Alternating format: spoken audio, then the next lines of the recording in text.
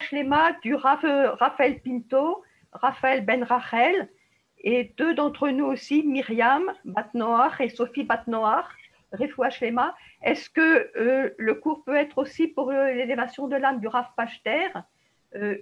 Cette année, cette semaine, comment il s'appelle, de Torah Zoom m'a envoyé un petit film où il parle des Sheva Mitzvot.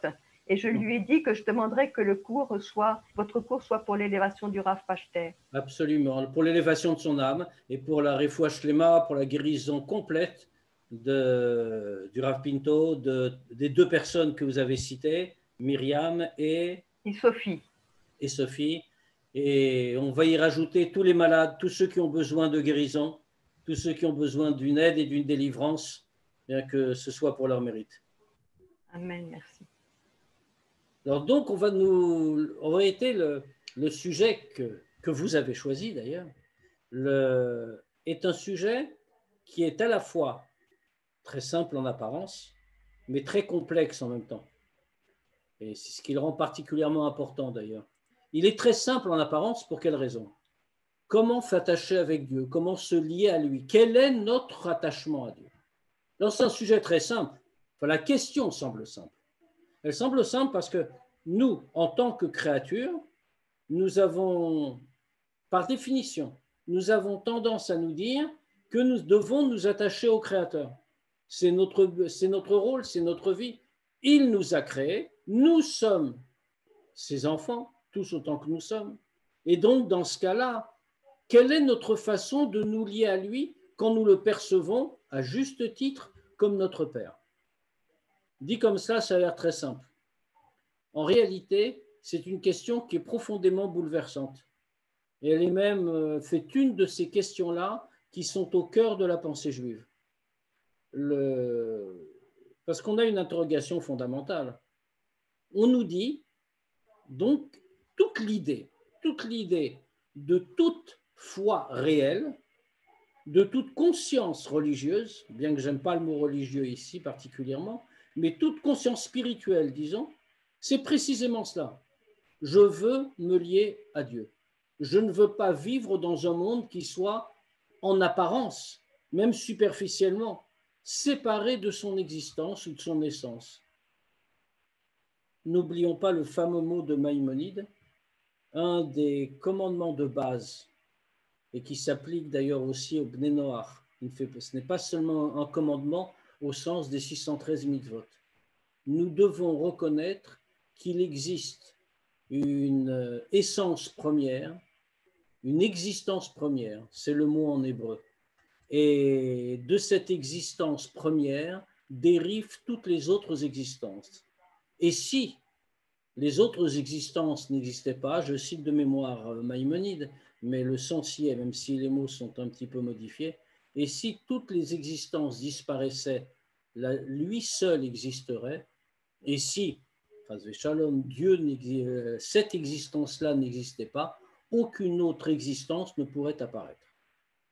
On vient de définir la pensée, l'idée centrale qu'il y a derrière toute démarche spirituelle. Maintenant, c'est très difficile, bien sûr. C'est très difficile parce que, d'abord, nous vivons dans un monde matériel. Nous sommes incapables d'avoir une pensée organisée sur l'essence de la divinité, par nature. Et c'est pour cela que tout cela devient très compliqué, qu'il va falloir le résoudre. On ne va pas le résoudre ce soir, bien sûr, mais on va au moins évoquer quelques pistes. Nous avons un problème de fond dans notre relation avec Dieu, tous, qui qu'on soit. On commet une erreur intellectuelle constante qui est liée à ce que nous sommes en réalité. Ce n'est pas vraiment de notre faute. Puisque nous sommes incapables de penser quelque chose dont nous ignorons tout et dont nous ne pouvons pas avoir l'expérience. Alors on a tendance à tout ramener à ce que nous connaissons. Prenons un exemple simple en ce qui concerne Dieu. On dit que Dieu est grand, que Dieu est bon, miséricordieux, enfin, etc., tout ce qu'on voit dans tous les textes. Ce qui est parfaitement juste, bien sûr. Mais quand on dit cela, on a du mal à comprendre les mots mêmes que nous prononçons. Quand on dit, par exemple, que Dieu est bon, puisque nous n'avons pas de référence sur ce qu'est dans l'absolu la bonté divine, alors comment la comprenons-nous? Nous savons ce qu'est la bonté humaine. Partons de nous-mêmes et nous disons, donc Dieu, qui est bon, mais c'est Dieu, doit être des millions de fois meilleur que ce qu'est un homme, ou des milliards de fois meilleur que ce qu'est un homme. Il a plus de bien. Quand on dit, par exemple, que Dieu est sage, chacham en hébreu, bien on dira alors, comment peut-on évaluer la sagesse de Dieu, la conceptualiser? Impossible. Donc, que dira-t-on? Nous connaissons une chose, notre point de référence, notre étalon, si l'on peut dire, c'est la sagesse humaine. Donc Dieu est des millions de fois plus sage ou des milliards de fois plus sage que ce que peut être un homme. On ne le dit pas, mais c'est comme ça qu'on le comprend. Maintenant, en réalité, ce que je viens de dire est une erreur fondamentale. C'est même une remise en cause de ce qu'est Dieu, d'une certaine façon. Pourquoi? Parce qu'en réfléchissant comme je viens de le faire, bien, j'ai mis Dieu sur le même plan que nous. Simplement, c'est la même échelle, simplement un échelon beaucoup plus élevé. Tout se passe, prenons un exemple simple qui va mieux nous faire comprendre l'idée. Imaginons une échelle qui aurait 2 millions d'échelons. On va s'arrêter à 2 millions, on peut en avoir davantage. Imaginons un homme qui se trouve à l'échelon numéro 1 et un autre qui se trouve à l'échelon numéro 2 millions. Alors bien sûr, une distance immense entre les deux, quasi infinie par rapport à eux. Mais ils sont sur la même échelle. La meilleure preuve, c'est que si l'homme qui se trouve sur l'échelon numéro 1 fait un petit effort, pas grand-chose, il monte un échelon supplémentaire. Il arrive à l'échelon numéro 2. Il a réduit la distance entre lui-même et celui qui se trouve à l'échelon numéro 2 millions. Autrement dit, les deux hommes sont sur la même échelle. Ce qui ne surprend pas, il s'agit de deux hommes, deux êtres qui appartiennent à la même catégorie. Mais quand on dit que Dieu est sage comme nous sommes sages, seulement beaucoup plus, bien on a mis Dieu sur la même échelle que nous, le créateur sur la même échelle que la créature, ce qui n'est littéralement pas pensable. Pourquoi? Parce qu'alors, le créateur et la créature font la même entité, appartiennent à la même catégorie, il n'y a plus ni créateur ni créature, et comme ça, sans s'en rendre compte, on vient de penser que Dieu n'est pas Dieu, qu'il est une grande puissance, mais rien d'autre. Dieu n'est pas sur la même échelle que nous. Il est sur une autre échelle. Et entre les deux échelles, il n'y a pas de communication possible. Dieu est une autre essence, une autre nature que celle d'une créature. Alors, ce que je viens de dire, surtout présenté comme ça, et j'en suis parfaitement conscient, est parfaitement pessimiste, bien sûr. Ça veut dire qu'il y a guère d'espoir. Que peut-on faire? Comment va-t-on faire? Or, on va encore pousser le point un petit peu plus loin. Si on s'arrête là, ça signifie que toute démarche spirituelle est vouée à l'échec. Il n'y a pas de lien possible avec Dieu. Alors évidemment, je ne vais pas conclure là-dessus. C'est même exactement le contraire. Pourquoi donc? Parce qu'il y a quelque chose qui intervient et qui change toute la donne. Qu'est-ce qui intervient? C'est Dieu lui-même. Vous vous souvenez bien, nous venons tous de vivre la fête de Shavuot, le don de la Torah. Il y a ce fameux verset dans l'introduction au don de la Torah qui nous dit « Vayered Hashem al Har Sinaï » et Dieu descendit sur le mont Sinaï. La question des commentateurs est bien connue. Dieu descendit sur le mont Sinaï, mais on fait comme si Dieu n'y était pas. Pourquoi devait-il descendre? Comme s'il avait un rendez-vous ce jour-là, mais qu'il devait se dépêcher, peut-être, je ne sais pas. C'est une manière très anthropomorphique, c'est très humain comme mot. Il est descendu, mais il n'avait pas besoin d'y descendre. Il est l'essence de toute chose, la montagne elle-même d'ailleurs. Pourquoi est-il descendu? Les commentateurs l'expliquent. Ils disent Dieu descend sur le mont Sinaï parce que jusqu'au don de la Torah, il y a séparation entre le haut et le bas. Alors, de manière très imagée, le Midrash le dit en ces termes. Il dit auparavant, il y avait un décret qui ordonnait les gens de Syrie. Alors, aucun rapport avec la géopolitique. Les gens de Syrie ne peuvent pas monter à Rome et les gens de Rome ne peuvent pas descendre en Syrie. Les commentateurs exprimaient ainsi une réalité de l'époque, en réalité, en référence à la géographie de ce temps-là. Et de manière imagée, ils voulaient dire ceux qui sont en haut, à Rome, ne peuvent pas descendre plus bas, en Syrie, et l'inverse. C'est-à-dire, le haut et le bas sont hermétiquement séparés. Le spirituel et le matériel n'ont pas de contact. Traduisons-le dans notre problématique. Ça signifie que les hommes, les créatures et Dieu n'ont aucun moyen de parvenir l'un à l'autre. Dieu ne descend pas vers eux et l'homme ne s'élève pas vers Dieu. Même alors que nous sommes dans un temps, nous sommes avant le don de la Torah. Je vous rappelle qu'avant le don de la Torah, nous avons déjà eu de grands hommes qui ont parlé à Dieu. Abraham, Yitzhak, Yaakov, les patriarches. Mais pourtant, le contact n'a pas totalement lieu. Il a lieu à leur niveau, en tant qu'individus, parce que ce sont des individus particuliers, mais de manière générale, cette relation ne peut pas exister. Tout change avec le don de la Torah. Nous avons la chance d'être nés après. Tout change avec le don de la Torah. Dieu descend sur le mont Sinaï, et c'est toujours le Midrash. Le Midrash nous dit, jusqu'après maintenant, à partir de maintenant, j'annule le décret de séparation, et lui fait dire le Midrash toujours, Vani Amatril, et c'est moi qui commence. Comme il est écrit, Va Yered Hashem al Sinaï, et Dieu descendit sur le mont Sinaï. Maintenant, le lien est établi. Ce qui donne une justification à notre rencontre de ce soir sur un tel sujet. Parce que sinon, finalement, avec la longue introduction que je viens de faire, j'aurais dû conclure et vous dire, finalement, il n'y a aucun moyen que chacun reste chez soi, qu'il fasse tout ce qu'il peut. De toute façon, ça ne donnera rien. C'était quand même un peu désespérant.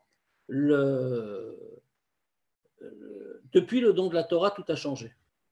Et c'est important d'ailleurs que ce soit ce dimanche et par le fait malheureux des choses, pas le dimanche précédent où nous devions nous voir, que ce soit ce dimanche après le don de la Torah que nous avons cette réunion. Parce que justement, maintenant, ne l'oublions pas, tout ce qu'on vient de dire, nous venons de le revivre. Vous connaissez la fameuse interprétation qui est donnée par un de nos grands kabbalistes, le Rabbi Yitzhak Luria, le Harizal, qui vivait à Safed au XVIe siècle. Et le Rabbi Yitzhak Luria nous dit, relevant un morceau de verset dans la Megillah, dans le livre d'Esther, un morceau de verset qui dit Vayamim haelu niskarim venaasim. Et ces jours-là, alors ça part, c'est le livre d'Esther, ça parle de Purim, mais Rabbi Yitzhak Luria le relève pour tous les cas, toutes les occasions spirituelles. Il dit ces jours-là sont commémorés et sont faits. Et il s'interroge, pourquoi la redondance? Pourquoi commémorer et fait? Il aurait suffi de dire ces jours-là sont commémorés ou sont faits, ça revient au même. Pourquoi la répétition? Et toujours Rabbi Yitzhak Luria de répondre, c'est que lorsque ces jours-là sont commémorés, sont rappelés, à ce moment-là, Naasim, on les fait, on les revit au même niveau que la première fois qu'ils sont arrivés historiquement, et même d'une certaine manière à un niveau supérieur. Autrement dit, nous venons de vivre le don de la Torah, la révélation de Dieu au Sinaï. Ça n'a pas été qu'un moment liturgique, si on peut dire. Cela a été le revécu concret de la révélation de Dieu au Sinaï. Alors, je ne dis pas que nous avons vu Dieu au Sinaï, peut-être certains d'entre vous, mais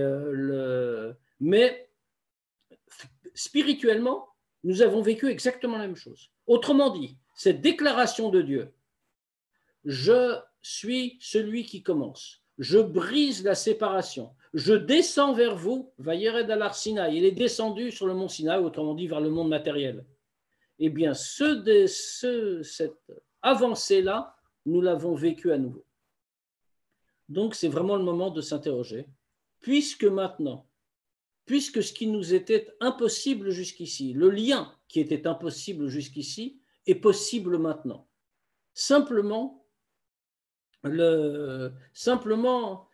il y avait quelque chose ici qui nous l'interdisait. Mais maintenant que c'est possible, maintenant que Dieu a lancé la passerelle, et lui seul pouvait le faire, alors, à ce moment-là, nous pouvons agir. Maintenant, il s'agit de savoir comment agir. Alors, en fait, il y a plusieurs moyens de se lier à Dieu. Vous savez qu'il y a une chose, il y a un principe qui est toujours essentiel. C'est un principe talmudique qui nous dit Gadol ha-metzuve ve'ose, mi she'eino metzuve ve'ose. Celui à qui on ordonne, enfin Dieu ordonne, et qui accomplit, est supérieur à celui qui accomplit sans que rien lui ait été ordonné. Alors on pourrait s'interroger, bien sûr. Mais pourquoi? C'est peut-être le contraire. Comment? Celui qui n'a reçu aucun ordre, qui le fait par pure conviction et amour, alors que Dieu lui a rien demandé. Est-ce qu'il ne serait pas plus grand que celui à qui Dieu a dû ordonner pour qu'il accomplisse? Bien non, justement. En vérité, la notion d'ordre, ordre de Dieu, et en français, le français change le sens. On le sait, comme toute langue change le sens des concepts qu'elle exprime. L'ordre, dans notre monde, dans notre société occidentale, l'ordre, ça implique quelque chose de forcé, d'obligatoire. Il y a une autorité qui s'impose à nous. Et donc, à la limite, c'est presque négatif. Mais l'ordre, quand on le lit en hébreu, tzivouï, le mot tzivouï en hébreu s'apparente étymologiquement aussi à la racine tsafta. Pas safta samer, comme c'est en ivrite moderne qui veut dire grand-mère, mais tsafta avec un tzadik. C'est un mot qui vient de l'araméen, qui veut dire un lien, un attachement. Et c'est ainsi nous comprenons la phrase du Talmud. C'est que si nous avons l'ordre de Dieu, c'est-à-dire que Dieu nous a donné le moyen, au travers de cet ordre, de nous attacher à lui. La pratique n'est pas un ordre, n'est pas un rite, la pratique est un lien, parce que Dieu le prescrit. Et quand Dieu le prescrit, alors on le comprend. En tant que juif ou en tant que Ben Noach, nous avons tous reçu des ordres. Ces ordres-là sont essentiels. Parce que très littéralement, comme ce sont des ordres, ce sont les moyens d'attachement qui permettent de se lier à Dieu au sens le plus strict et le plus littéral du terme. Prenons un exemple. Alors, parmi les propositions qu'il y avait dans le sujet, justement, il dit par exemple, comment fait-on pour se lier à Dieu par sa prière? Bien, qu'est-ce que c'est que la prière? La prière, là aussi, c'est un mot terrible. C'est toujours pareil. On le sait tous, hein, traduttore, traditore. Le traducteur, c'est un traître. Et qu'est-ce que c'est que la prière? Le mot prière, en français comme dans toutes les langues occidentales, le mot prière, cela veut dire demander. Je vous prie de donnez-moi ceci, donnez-moi cela. La notion de prière n'est absolument pas celle-là pour nous, dans notre rapport avec Dieu. Demander, il y a un mot pour ça en hébreu. Le mot demander, c'est bakasha. Les vakesh, je demande. D'ailleurs, comme on le dit en hébreu moderne, pour ceux d'entre vous qui ont été en Israël, tout le monde le connaît, bevakasha, s'il vous plaît, je vous le demande. Alors, qu'est-ce que c'est que la prière? Comment ça se dit? En hébreu, Le mot prière, c'est tefila, qui n'a rien à voir avec une demande. Qu'est-ce que c'est que le mot tefila? On le trouve dans un prénom hébraïque. Un des enfants de Yaakov, plus exactement de Yaakov et de Léa, qui s'appelle Naphtali. Alors vous l'entendez, hein, phoniquement on l'entend, Tfila, Naphtali, c'est le même mot étymologiquement. Et les noms qui sont donnés par leur mère, des 12 tribus, ont tous un sens, hein, qui est explicité d'ailleurs dans le commentaire de Rachi. Naphtali veut dire j'ai lutté et j'ai remporté, je me lie maintenant à mon mari.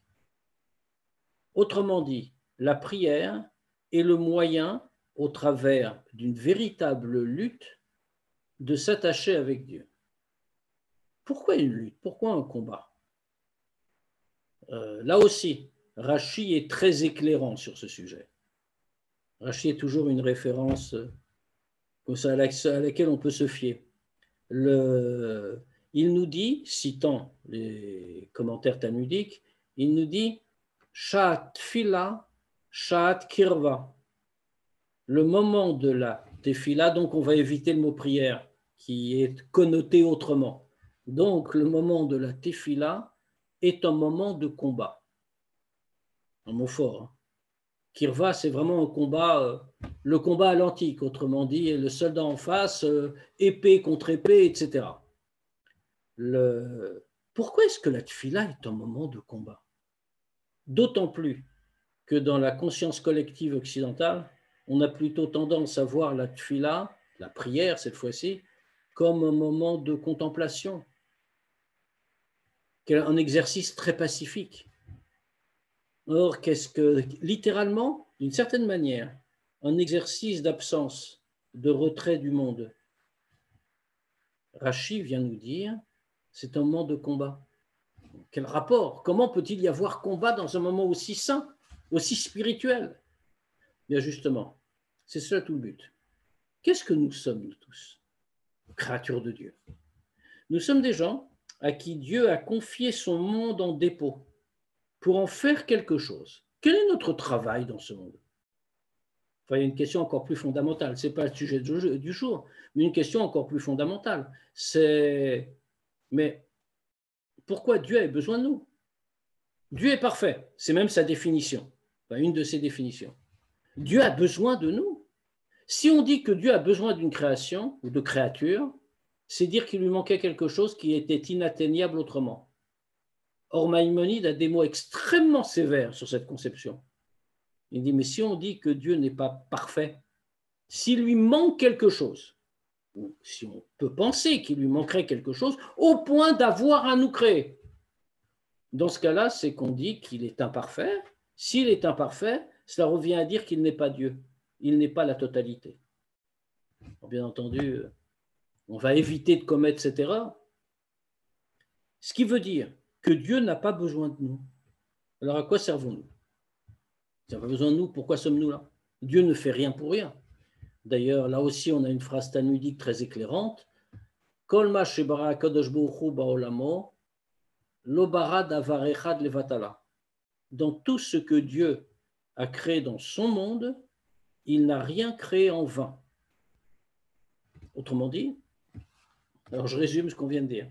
Nous ne servons à rien, mais nous sommes indispensables. Alors pourquoi? Eh bien, parce que nous avons pour tâche de révéler l'essence du monde. On ne va pas être modeste aujourd'hui. Nous avons pour tâche de révéler tous l'essence du monde, chacun à son niveau. C'est-à-dire, le monde nous fait croire que, enfin, nous vivons dans un monde très paradoxal, mais vraiment très paradoxal. Il n'y a que l'habitude qui nous fait oublier le paradoxe que nous vivons à chaque seconde. Vous vous rendez compte que nous vivons dans un monde où le Créateur n'est pas évident, son existence doit être démontrée, où il faut y adhérer, mais la création, produit du Créateur, elle est évidente. Son existence s'impose à nous. C'est une chose absolument absurde.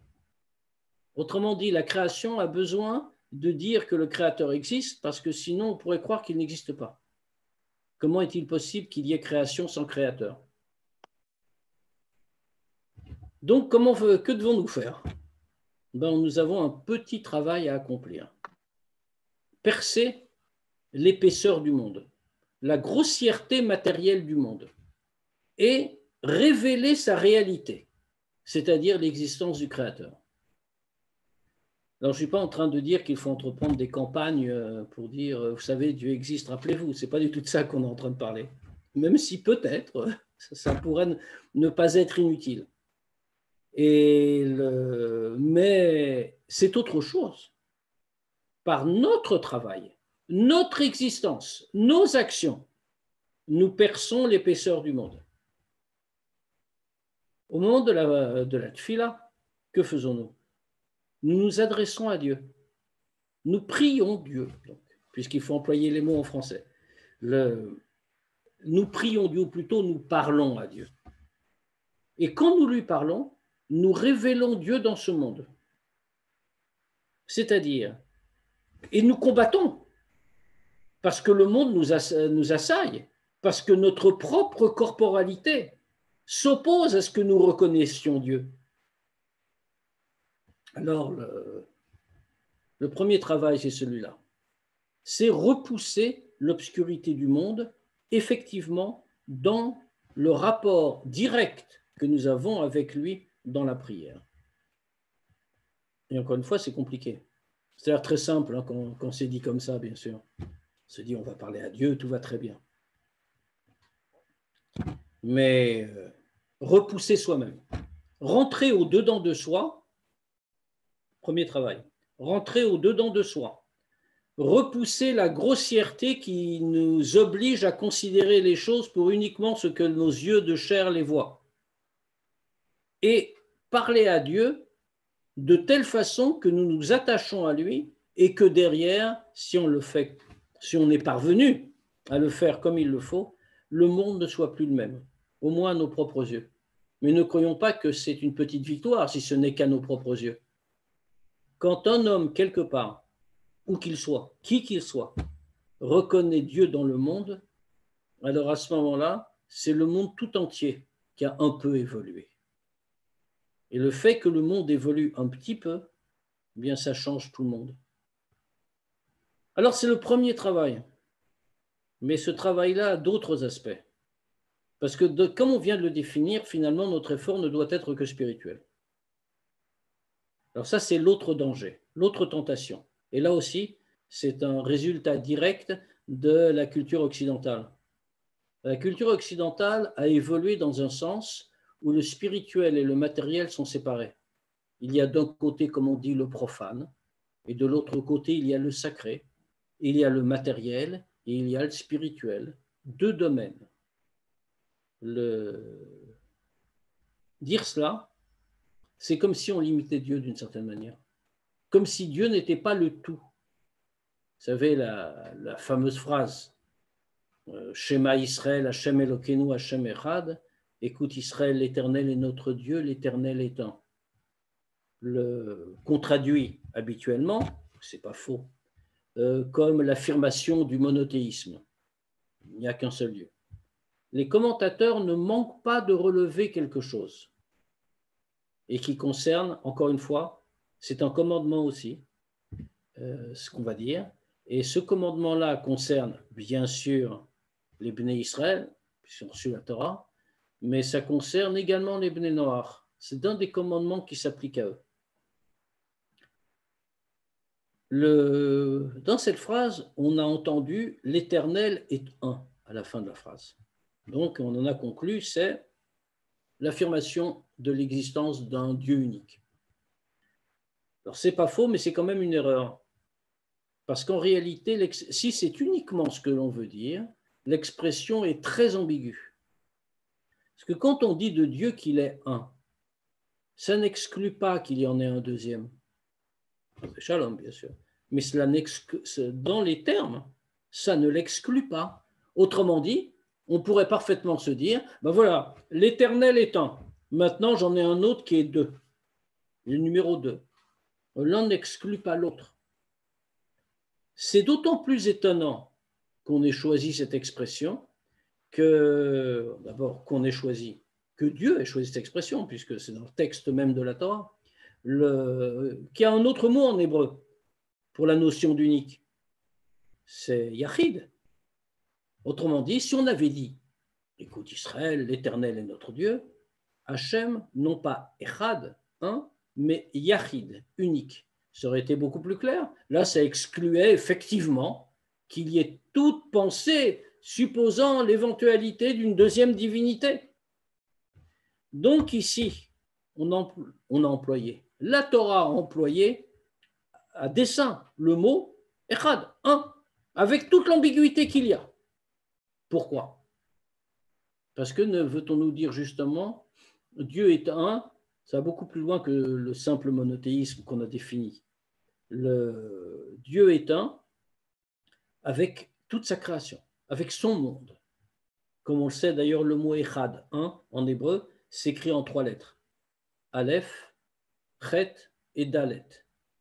Ces mots, nous disent nos commentateurs, ont un sens. Ces lettres, pardon, ont un sens. Aleph, c'est le 1, justement. C'est le Dieu 1. Chet, sa valeur numérique de 8. Pourquoi 8?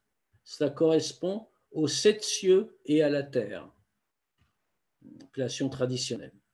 Dalet, sa valeur de 4, les 4 points cardinaux.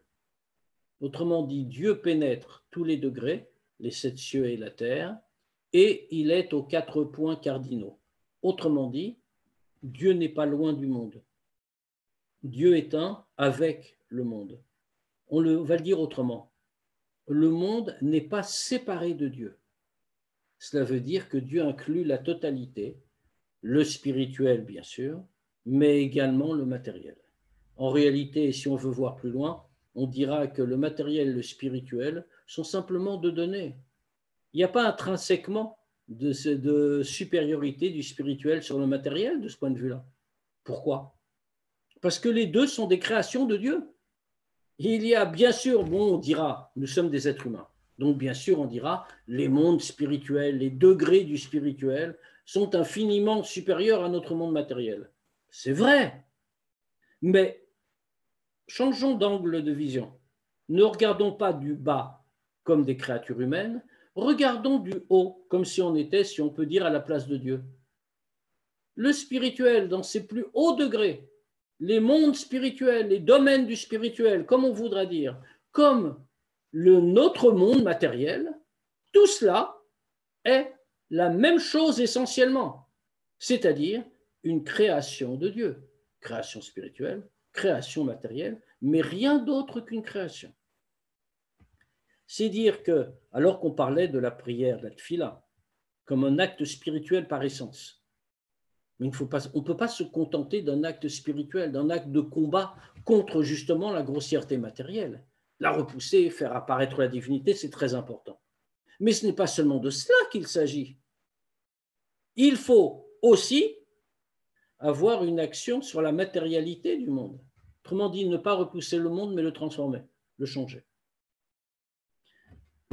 Alors, comment fait-on pour changer le monde? C'est une question que les hommes se posent depuis la nuit des temps.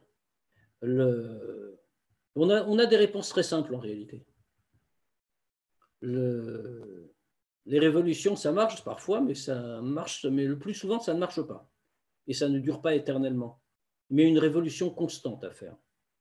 Quand un homme accomplit une action matérielle positive, une bonne action, pour employer ce terme-là. Prenons un exemple simple. Un homme donne de l'argent à un pauvre. Il donne ce qu'on appelle d'une manière, là aussi, la traduction est terrible, mais bon, on lui donne la charité. Ce qui n'est absolument pas la conception qu'on doit avoir, hein, bien sûr. La charité est par nature condescendante. Je suis charitable, je regarde l'autre qui n'a pas alors que moi j'ai, et j'ai pitié. Et donc, sous-entendu, bien qu'il ne le mérite pas, ou pas forcément, je vais lui donner, je vais l'aider, et je suis grandi par mon acte. Cette idée-là n'est absolument pas de la charité. Cette idée-là, c'est de l'orgueil en réalité. Je suis fier de moi, je suis content de moi. je n'aide pas l'autre, je m'aide moi-même. Donc ce n'est pas de la charité, même si concrètement c'en est. Hein. D'après le code de loi, même quelqu'un qui aiderait un pauvre avec cette idée-là aurait quand même fait quelque chose de bien. Mais pour soi-même, ça n'est évidemment pas à considérer comme quelque chose de bien. Ce n'est pas du tout satisfaisant. D'ailleurs, vous l'avez remarqué, le mot charité en hébreu ne veut absolument pas dire charité une fois de plus. Hein. C'est comme tefila pour prière. Le mot hébreu, c'est tzedaka. Tzedaka, étymologiquement, ça renvoie à la racine tzedek, c'est-à-dire la justice. Quand on donne à un pauvre, on rétablit la justice. Autrement dit, on n'a pas fait quelque chose qui nous rend plus grand, on n'a fait que quelque chose de normal. Et si on ne l'a pas fait, c'est soi-même qui est défaillant. Et donc, plus encore d'ailleurs, on a des commentateurs qui nous disent que si Dieu nous a donné plus que ce qu'il nous fallait pour vivre, c'est uniquement pour ça, pour qu'on puisse donner. Vous savez, une fameuse anecdote à propos du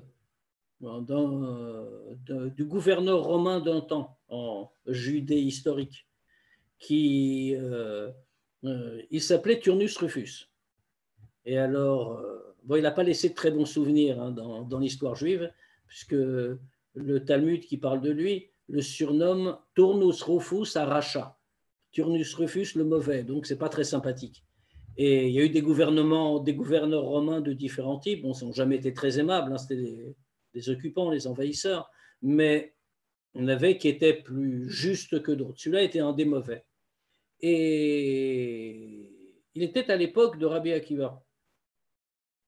Et puis il dit à Rabbi Akiva un jour, il lui pose une question qui est restée fameuse, mais puisque vous dites que votre Dieu est bon, à l'époque c'est une nouveauté, hein, n'oublions pas, on est dans un univers païen, les dieux romains sont ce qu'ils sont, etc. etc. Donc vous dites que votre Dieu est bon, mais pourquoi a-t-il permis qu'il y ait des pauvres dans le monde? Il aurait dû nourrir tout le monde. Et le Rabbi Akiva a eu cette réponse très brillante, et il lui a dit, eh bien, c'est pour permettre que la bonté existe dans le monde. Parce que si tout le monde avait reçu tout ce qu'il devait, personne n'aurait eu besoin de penser à l'autre. Comme ça, on a besoin de penser à l'autre. Et donc, la tzedaka, c'est le don à un pauvre, c'est de la justice.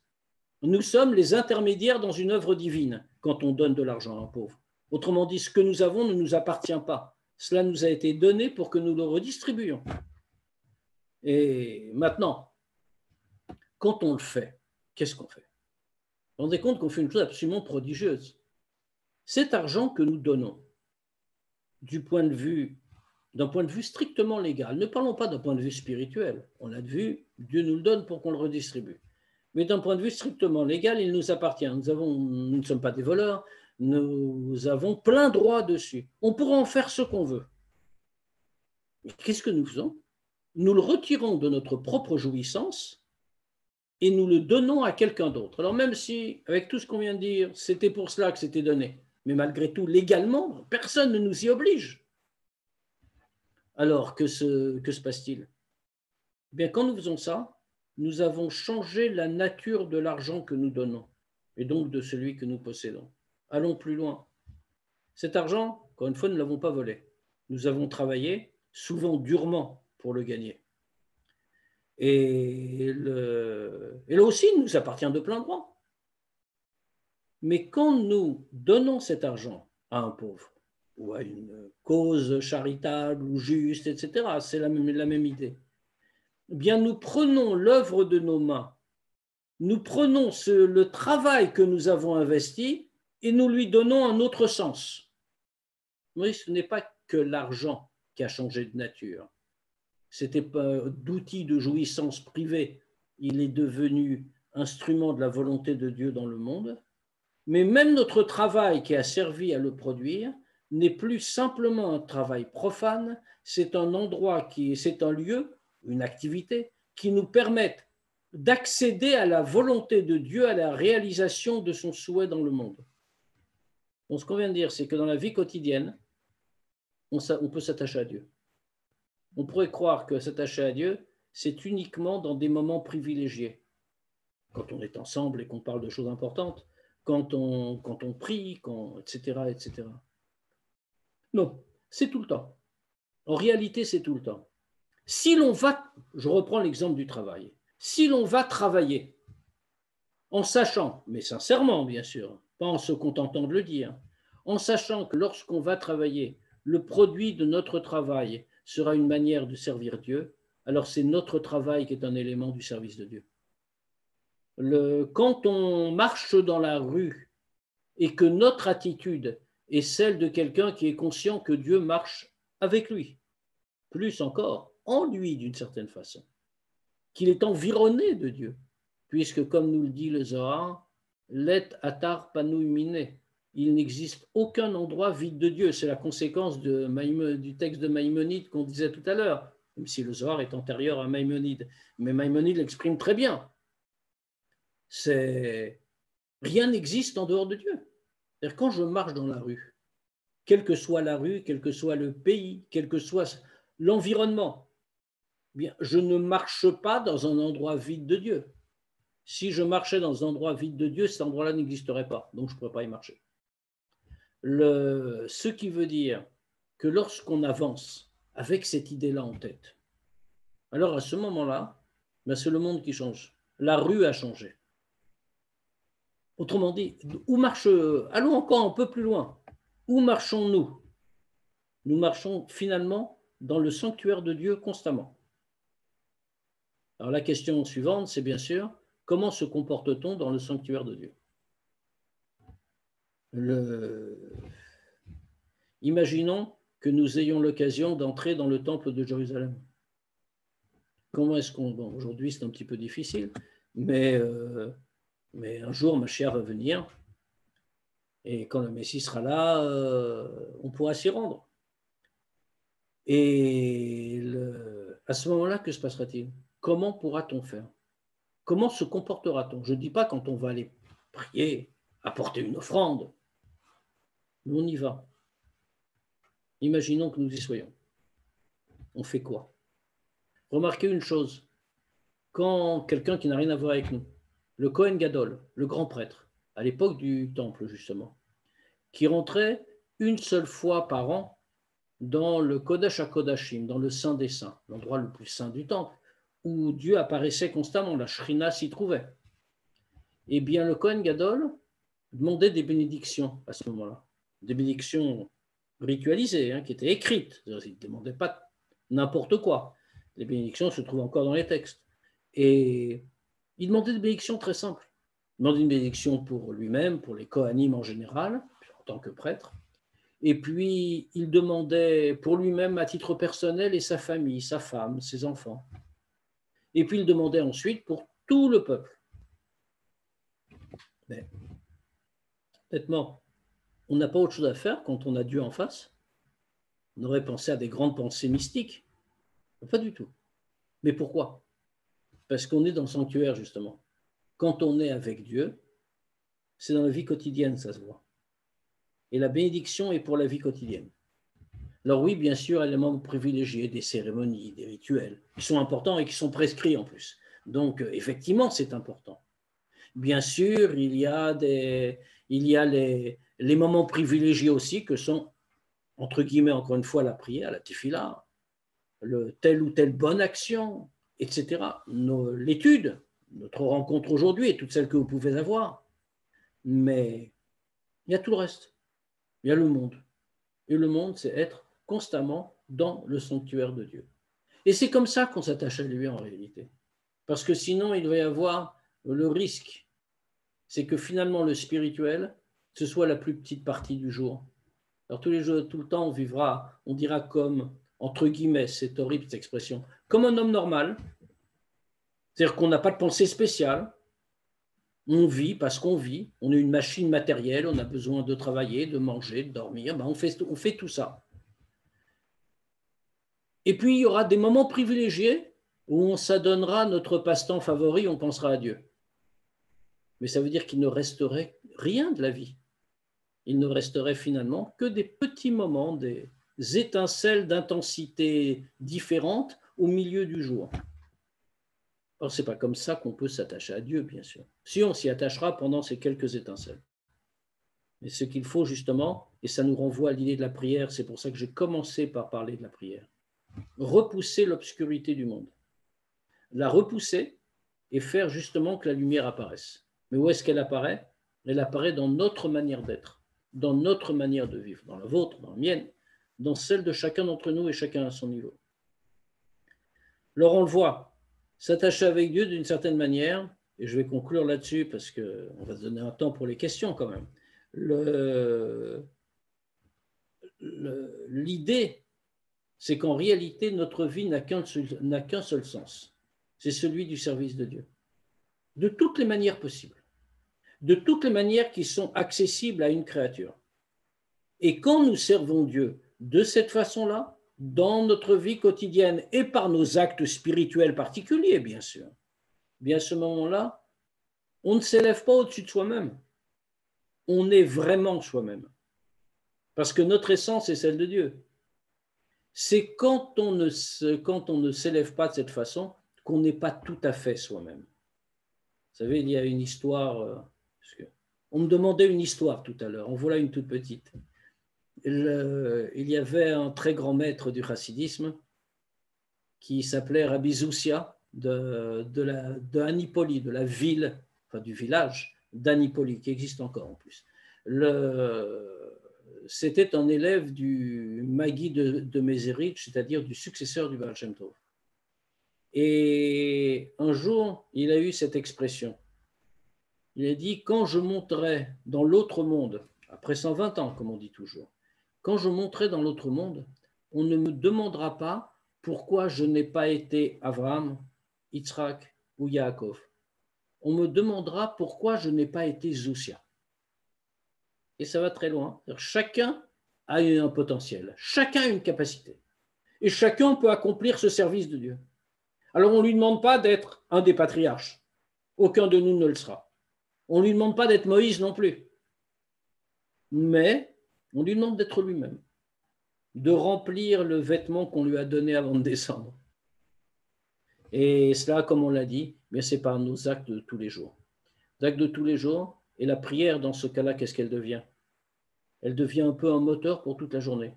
Quand on s'est adressé à Dieu comme il le faut, alors l'obscurité du monde s'est un peu dispersée, pas beaucoup, mais un petit peu.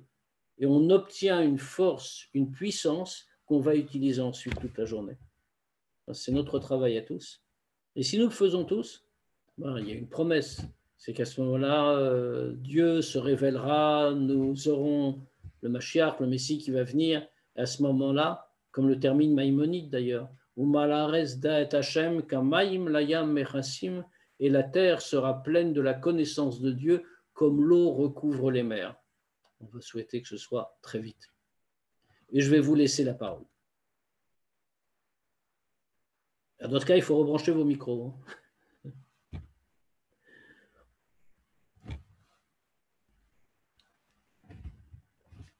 C'est à vous, si vous avez une question. Bonjour, Rav. Je vous remercie pour ce cours. Franchement, il parle beaucoup. Enfin, il me parle beaucoup en tous les cas. Mais moi, ce que je voulais savoir, c'est finalement toute notre existence, du moment où on sait que c'est pour Hachem, qu'on reconnaît Hachem, en fait, toute notre vie est une prière. Du moment qu'on le met au milieu de nous et de notre activité journalière. Est-ce que je vous ai bien compris dans ce sens-là? Tout à fait, mais je n'aurais pas employé le mot de prière. Oui, tefila, on va dire, oui. Non, non, parce que la tefila, même la tefila, est une manière de faire. L'idée que vous avez dit est parfaite. L'idée était tout à fait juste. Mais j'aurais dit plutôt, notre vie est une avoda. Avoda, en hébreu, c'est un travail. Mais ça a d'autres sens. Alors, on va donner un sens un petit peu plus profond à l'idée de avoda. Bon, avoda, bien sûr, aujourd'hui en hébreu moderne, c'est tout simplement, encore une fois, du travail. Ce qui est vrai, hein, l'action spirituelle est un vrai travail. Mais avoda vient aussi d'une autre origine. En hébreu, il y a une expression qui s'appelle iboud orot. L'expression iboud orot, je traduis littéralement, travail de la peau. Alors en français, ça s'appelle le tannage. On tanne des peaux. Et qu'est-ce que c'est que tanner une peau? Tanner une peau, c'est prendre quelque chose de répugnant, prendre une peau d'animal, qui en général sent mauvais, qui est très sale. Et au bout d'une série d'opérations longues et très désagréables à faire, eh bien, au bout de toutes ces opérations, on obtient quelque chose qui n'a plus rien à voir avec le produit d'origine. Qu'est-ce qu'on obtient? On obtient un parchemin, c'est comme ça que ça se fabriquait. On obtient un parchemin, et sur ce parchemin, on pourrait même écrire un Sefer Torah. Vous vous rendez compte que le Sefer Torah est parti d'une peau d'animal répugnante. Qu'est-ce qui s'est passé? Qu'est-ce qu'on a fait? On a transformé la grossièreté en finesse. C'est tout le but de notre vie, ça. Tout le but de notre service de Dieu. Et c'est pour ça que je disais, vous avez raison, c'est exactement ça, mais notre vie n'est pas une prière ou une tfila, notre vie est une avoda. C'est une œuvre de transformation. Et c'est pour ça que ça doit se faire dans la vie quotidienne. Merci, merci. C'est très gentil.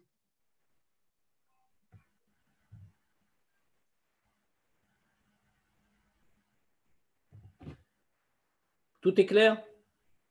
Il n'y a plus qu'à faire? Personne ne veut plus poser de questions.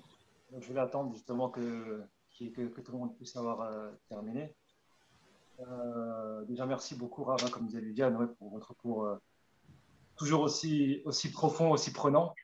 Et en fait, ce que vous avez dit, ça m'a fait penser à cette notion c'est une notion qui est très très vaste et à développer très largement, mais la notion d'existence et non-existence. Et bon, ça englobe beaucoup de choses. Hein. Voilà, moi j'entends, c'est pas la notion de non-existence comme on pourrait l'imaginer a priori d'être détaché du monde ou non existant par rapport au monde, parce que c'est pas ça du tout. Mais c'est non existant, comme vous avez dit, il n'y a rien en dehors de lui, notre Milvado. En vérité, on n'existe pas. Même les tables, comme on dit, une table n'existe pas. C'est des atomes, voilà, c'est pas vraiment existant. Cette notion de non-existence, en fait, ça se rapporte un petit peu à cette notion de korban aussi. Se considérer comme non-existant devant un Kadosh Baruch Hu, c'est un peu comme si on était un korban non-existant dans le sens où on ne nourrit pas, la pulsion. Donc, je sais pas si c'est un peu, enfin, c'est pas très bien expliqué, hein, c'est clair, c'est un peu brouillon, mais ça rejoint un peu cette notion d'existence, non-existence en fait. Absolument. Alors, c'est très compliqué. Hein. Ouais. On ne va pas en parler longtemps parce que sinon là, nous sommes repartis pour 1 heure. Mais c'est effectivement une notion importante. Et d'ailleurs qui s'applique à tous les niveaux. Hein. D'une certaine manière, bon, allez, je peux vous choquer un petit peu. Quand on dit que Dieu existe, c'est une erreur. C'est vrai. De manière évidente. Limiter Dieu à la notion d'existence est une vraie limitation. Alors, bien entendu, il faut surtout pas en déduire que je suis en train de vous dire que Dieu n'existe pas. Mais moi, j'ai l'habitude de dire quand on parle de ça, c'est une expression à moi, donc ça n'engage que moi, Dieu n'est ni existant ni non existant. Il est a-existant. Il est étranger au concept même d'existence. On peut le dire autrement, il est la seule existence réelle. Ça revient strictement au même. Qu'est-ce que ça veut dire?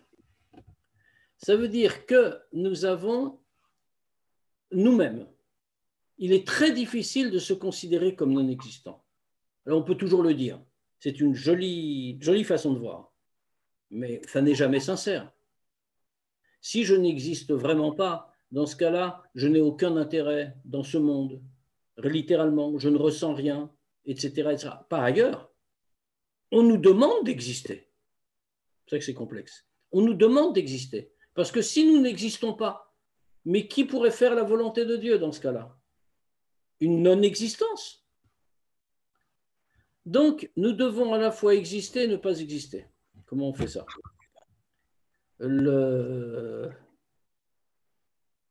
Bien, on a un exemple. On va prendre 2 exemples. On a un exemple de Moïse. C'est le meilleur exemple qu'on puisse trouver de la non-existence. Enfin, Moïse est quand même l'homme qui abat l'empire d'Égypte de l'époque. Autrement dit, il existe, il a une volonté, il a une action, il libère un peuple, il reçoit la Torah, enfin, etc., etc. Mais en même temps, c'est un homme qui n'existe pas en tant que tel. Souvenons-nous, lors d'une des révoltes qui se passe dans le désert, les Juifs remettent en cause ces décisions. Et c'est une des grandes révoltes les plus graves. Et que répond Moïse? Moïse veut répondre, enfin dans le contexte, il veut simplement dire, les décisions que nous avons prises, ce n'est pas nous, c'est Dieu. Nous n'avons fait qu'appliquer. Il aurait pu le dire comme ça. Or, il ne le dit pas comme ça. L'expression qu'il emploie en hébreu, c'est « venachnouma ». Et nous, il y a son frère avec lui, d'où le pluriel, il y a Aaron à ses côtés. Et nous, que sommes-nous? Alors qu'en réalité, ce n'est pas ça qu'il voulait dire. Il voulait dire « nous ne sommes rien ». Mais il ne peut pas dire « nous ne sommes rien ». Dire « nous ne sommes rien », c'est en soi une affirmation d'existence négative. Mais c'est-à-dire je ne suis pas, j'existe puisque je suis rien. Tout ce que peut dire Moïse sur lui-même, c'est « qu'est-ce que nous sommes ?» Point d'interrogation. Je ne suis incapable de le définir. C'est à ce degré-là qu'il faut arriver. Bon, ça nous prendra probablement plus d'une vie. Mais malgré tout, c'est l'objectif final. En attendant, il faut exister. Mais il faut donner un sens à l'existence. Il y a 2 degrés d'écartement de sa propre existence. Premier degré, je suis conscient que j'existe. C'est notre lot à tous. On ne peut pas faire autrement. On est des créatures. Je suis conscient que j'existe, mais je décide, oui, c'est toujours je décide que je vais obéir au commandement de Dieu. C'est très bien. La réalité, c'est que c'est un très haut niveau. Si nous en étions tous là, le monde irait certainement beaucoup mieux. Mais c'est-à-dire, j'ai une existence, mais je la soumets à celle de Dieu. Il y a un deuxième degré, c'est je n'ai pas d'existence. Ma volonté n'existe pas. C'est la volonté de Dieu qui s'y est substituée. Mais il faut déjà attendre le premier pour avoir atteint le deuxième. Vous savez, la fameuse parabole que Rabbi Akiva a donnée. Rabbi Akiva dit, vous savez que Rabbi Akiva a vécu une époque très troublée dans l'histoire du peuple juif. C'est l'époque de l'occupation romaine en Judée. C'est le moment où, entre autres, les Romains ont interdit toute une série de choses dans leur volonté de détruire la conscience juive en réalité. Pas le peuple juif en tant que peuple physique, mais de détruire l'identité, la conscience. Et donc, ils veulent leur imposer en vérité la culture romaine, l'oubli, etc., etc. Et donc, que font-ils? Entre autres choses, ils interdisent l'étude de la Torah. Parce que c'est vraiment la clé de tout, bien sûr. Ils interdisent l'étude de la Torah, et lorsqu'il est sous peine de mort, ils envoient des patrouilles partout pour vérifier que tout le monde s'y soumet. Rabbi Akiva, lui, continue d'enseigner. Il avait une maison d'études, et il continue d'enseigner comme si de rien n'était. Il y a un jour quelqu'un qui est venu le voir et qui lui a dit « Mais tu sais que tu risques ta vie ?» Et il répond qu'il continuera d'enseigner. Et ce qui devait arriver, hélas, arrive. Il y a une patrouille romaine qui le prend en train d'enseigner et donc qui l'arrête, le jette en prison où il va être condamné à mort.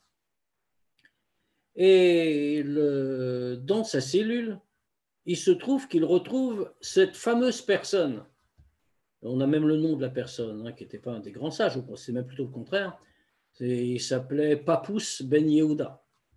Et ce Papous Ben Yehuda, donc, il le retrouve dans la prison et il dit, Rabbi Akiva, ils se reconnaissent, bien sûr, et Rabbi Akiva, et l'homme lui dit, regarde, je te l'avais dit.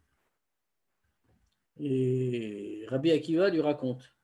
Il lui dit, je te donnais un exemple. Imagine, il y avait un jour un renard qui se promenait sur le bord d'une rivière. Il voit des poissons nager en tous sens, à toute vitesse. Alors il les arrête. c'est une parabole, hein. Il les arrête et leur dit où courez-vous? Pourquoi allez-vous si vite? Qu'est-ce qui se passe? Et les poissons lui disent mais écoute, il y a des pêcheurs qui ont tendu un filet en travers de la rivière et nous risquons d'être capturés. Alors nous nous sauvons aussi vite que possible. Et le renard leur dit écoutez, je vais vous poser quelque chose, vous vivez une vie très dangereuse. Venez me rejoindre sur la berge. Je connais des endroits bien cachés, les pêcheurs ne viendront jamais là. Alors les poissons lui répondent et c'est toi, c'est comme ça dans le texte, hein, et c'est toi qu'on appelle le plus intelligent, le plus sage des animaux. Mais dans la rivière, c'est vrai que nous courons le risque d'être capturés et tués. Nous courons le risque de mourir. Mais si nous sautons sur la berge, nous sommes sûrs de mourir. Et Rabbi Akiva de conclure, mais c'est exactement pareil. J'ai continué d'enseigner parce que si j'enseigne, alors je vais peut-être être pris, je vais peut-être pas être pris. Même si je suis pris, je vais peut-être être tué, condamné, peut-être que non. Alors que si j'arrête, on va le traduire dans les termes d'aujourd'hui, même si Rabbi Akiva ne dit pas comme ça, si j'arrête mon lien avec Dieu, je suis sûr de mourir. Alors, bon, l'histoire se termine comme ça. Hein. Papous Ben Yehuda lui dit, tu as de la chance, toi tu vas mourir, mais pour quelque chose. Alors que moi je vais mourir pour des bêtises. Il avait volé, il avait été attrapé, il va être condamné à mort un peu plus tard. C'est un petit peu la même chose. C'est-à-dire qu'effectivement, notre vie, c'est le service de Dieu. Nos actions, c'est le service de Dieu. Et c'est le seul sens des choses. Merci beaucoup, Rav. Mais dans le sens, en fait, dans le sens de mourir, il y a le sens de, je fais vraiment des parenthèses, hein. Il y a le sens de tuer la pulsion, en fait. Vraiment des parenthèses. Et ce qu'il faut comprendre aussi, ce que je voulais dire aussi par cette histoire, mais je vais le dire plus, je ne l'ai pas explicité, dans le feu de l'action, j'ai oublié, mais ce que je voulais dire aussi, c'est que dans la parabole de Rabbi Akiva, qu'est-ce qu'il y a? Les poissons qui sont dans l'eau. Alors sur la berge, on les verrait mieux. Sur la berge, ils seraient des poissons, des individus. Ils existeraient. Dans l'eau, on ne les voit pas. Ils sont perdus dans l'eau.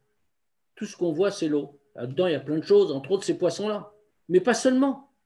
On ne les voit pas. Question, existent-ils plus ou moins dans l'eau? Ils ne peuvent exister que dans l'eau. Le renoncement apparent à leur existence individuelle renforce leur existence. C'est la revendication de leur existence individuelle sur la berge qui ferait qu'ils disparaîtraient en tant qu'individus. C'est un petit peu la même chose entre l'existence et la non-existence. Merci beaucoup, Rav.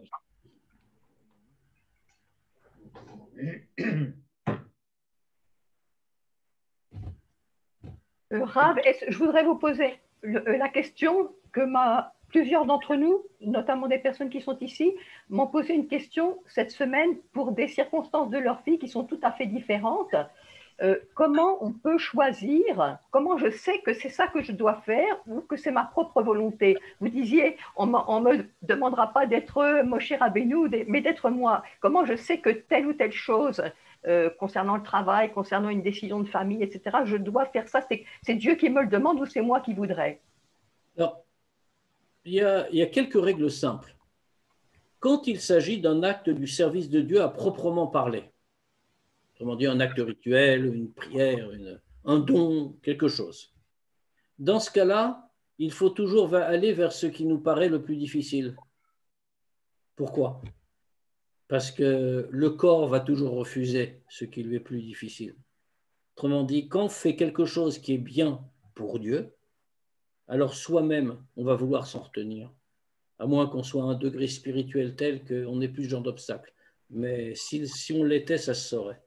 Quand il s'agit d'actes de la vie quotidienne, on ne voit pas bien pourquoi celui-là serait mieux que l'autre ou inversement. Bien, dans ce cas-là, là aussi, il y a une réflexion à avoir. Est-ce que cela entre dans le cadre d'un comportement tel que Dieu le souhaite? Qu'est-ce que ça veut dire? Quand je vais choisir telle option, Est-ce que je vais pouvoir me comporter comme je dois le faire ou non?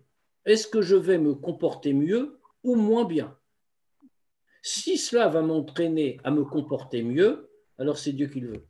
Si cela va m'entraîner ou va me poser un problème, prenons un exemple, qui est le cas d'aucun, j'imagine, mais un exemple volontairement grossier. Imaginons que à quelqu'un on propose un nouveau travail, un nouveau poste, où il devrait, pour réussir, disons, comme ça arrive parfois, tromper un peu le client, lui affirmer des mérites de ce qu'il vend, par exemple, qui n'existent pas. Et pourtant, cela va lui donner, ça lui procurer certainement des revenus plus confortables et qu'il pourra même utiliser pour le bien, pour donner, pour la tzedaka, comme on disait, etc. Ça ne peut en aucun cas être la volonté de Dieu. Autrement dit, il faut tout voir avec cette grille de lecture. Est-ce que cela m'aide dans mon service de Dieu ou non? Si ça m'aide, c'est que c'est dans le sens de Dieu. Si ça ne m'aide pas, c'est que c'est une tentation en réalité. Une tentation, nous sommes libres, nous sommes des hommes libres, c'est une des données de base de la création. Pour que nous soyons des hommes libres, il y a le bien, il y a le contraire. Et donc, ce qui est nous-mêmes, hein, bien sûr, je ne fais pas allusion à un diable tentateur, hein, ce n'est pas de ça qu'il s'agit, c'est nous-mêmes. Nous avons les deux éléments en nous. Est-ce que nous voulons suivre l'un ou l'autre? C'est toute la question. Mais ça, c'est une référence. Est-ce que cela me conduit à plus dans le service de Dieu ou est-ce que cela me conduit à moins? Si cela me conduit à moins, malgré toutes les apparences, c'est quelque chose qui nous détache de Dieu. Et donc, dans ce cas-là, c'est négatif. Merci beaucoup.